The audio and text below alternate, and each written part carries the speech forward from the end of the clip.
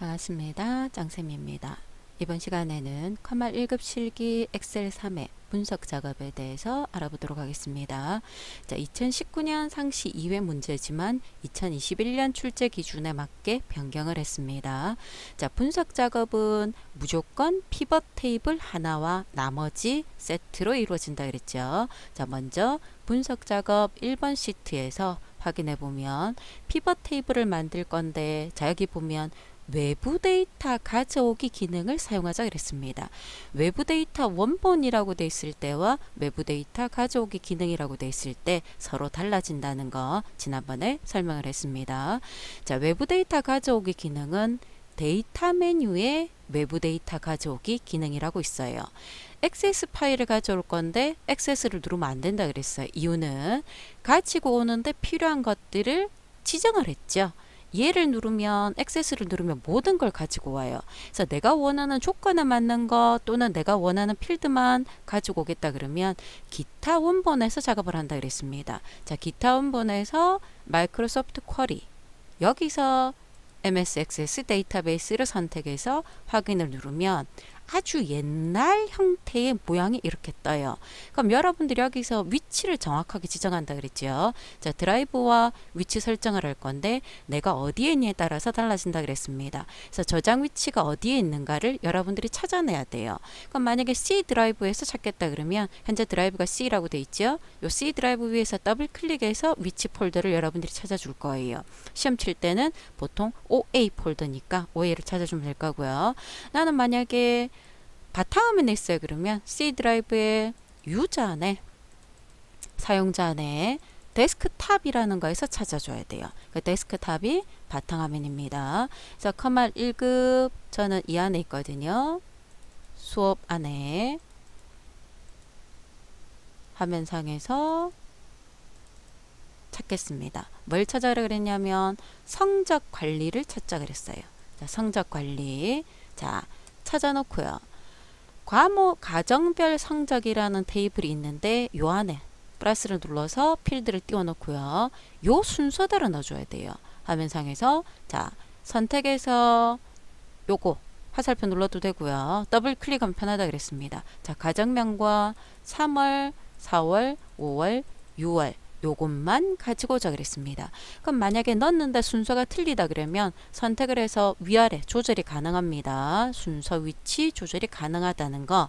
자, 다음 넘어가고요. 다른 조건 없어요. 정렬할 조건 없고요. 정렬하자는 말도 없고요. 그대로 마치고 난 다음에 얘를 피벗 테이블로 가지고 올 건데, 자, 눈으로 보세요.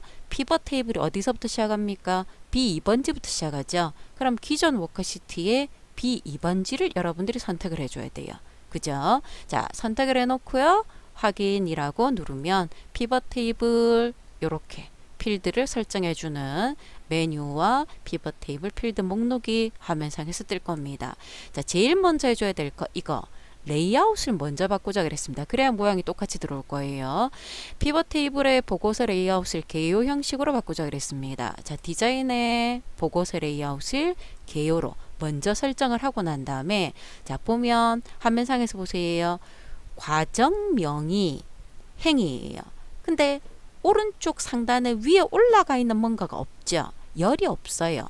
과정명이 행인데 과정명 2라고 되어 있는 건 그룹이 지정되기 때문입니다. 자, 과정명이 행이고요. 3월 평균, 4월 평균, 5월 평균, 6월 평균이 값이겠죠. 보이죠? 자, 그래서 과정명을 행으로, 열이 없어요. 3월에 값으로 끌고 와서 합계가 아니라 평균이다. 3월 평균이라고 만들어졌죠. 보이죠? 그럼 4월도 똑같이 평균으로 값필드 설정해서 함수를 평균으로, 5월도 평균으로, 6월도 평균으로 위치를 여러분들이 조금씩 조절을 해줍니다.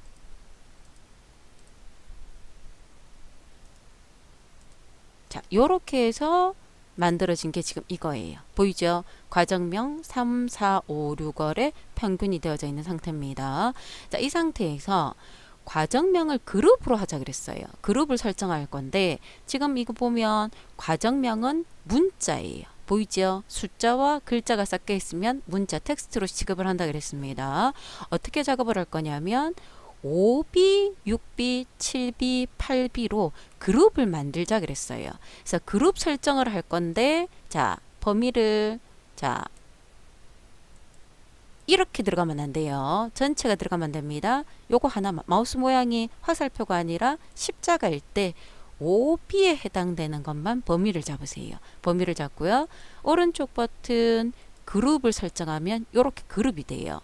이 그룹 1번을 선택해서 이름이 5B니까 이름을 5B라고 넣겠습니다. 5B로 넣고요. 그럼 마찬가지예요. 여기서 범위를 잡아도 되고요. 한 칸이라 그랬습니다. 이렇게 범위를 잡아도 되고요. 앞에 여기서 잡아도 돼요. 여기까지 요까지 해도 상관없어요. 자, 얘를 그룹을 6B로 주겠습니다. 이름은 수식 입력줄에서 나머지 제가 아까 요거 갖고 했죠. 여기서 잡아도 관계없어요. 그래서 편한 대로 그룹을 이제는 7B라고 줄 거고요. 문자의 그룹을 만드는 방법입니다. 나머지는 그룹을 8B라고 줄 거예요.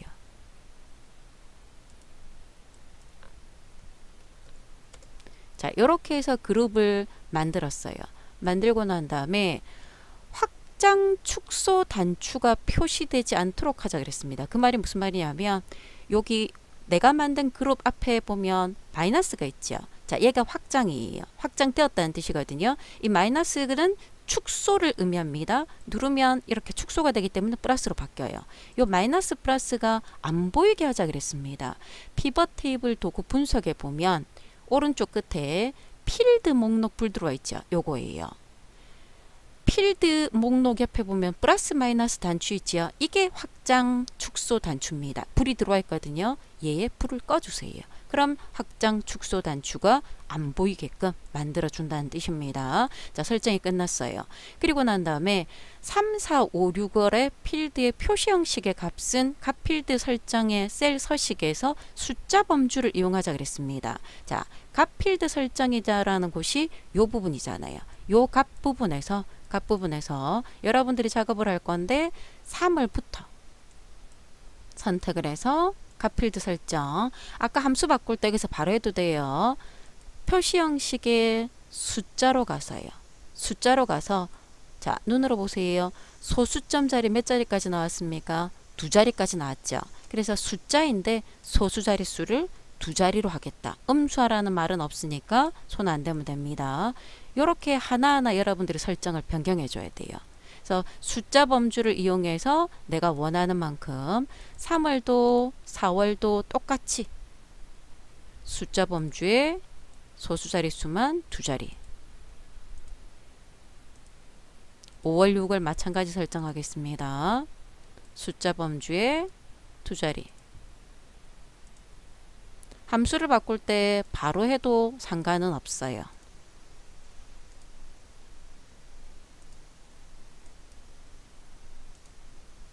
자, 이렇게 설정이 변경되었습니다.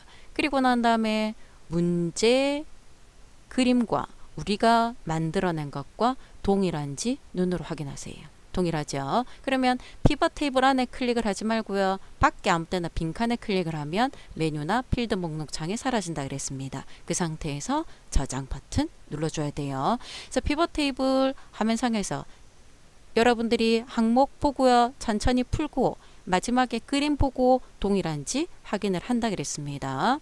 자, 두 번째 분석 작업 2번으로 넘어갈게요. 자, 분석 작업 2번에서는 뭘 하라 그랬냐면 데이터 통합과 조건부 서식 작업을 하자 그랬습니다.